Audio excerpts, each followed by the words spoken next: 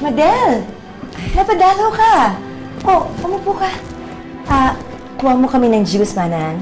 Hindi na ho, Ma'am Agnes. Hindi naman po ako magtatagal. Gusto ko lang ho sana kayong makausap. Kung pwede ho sana tayo lang.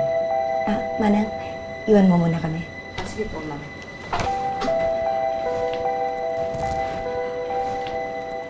Ano ba yan, Madel? Alam ko ho na nakipagkita po kayo kay Des sa anak ko kahapon. Kaya nandito po ako. Makikiusap sana ako na sana po ay huli na yon. Sinusubukan ko lang talaga kung papayag si Des.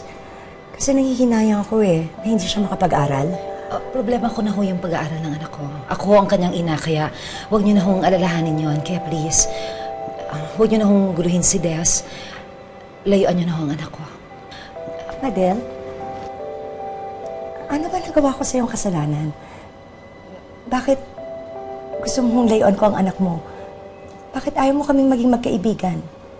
Basta, Ma'am Agnes, sana po irespeto niyo na lang po yung pakiusap ko sa inyo. Layuan niyo na ho kaming mag-ina.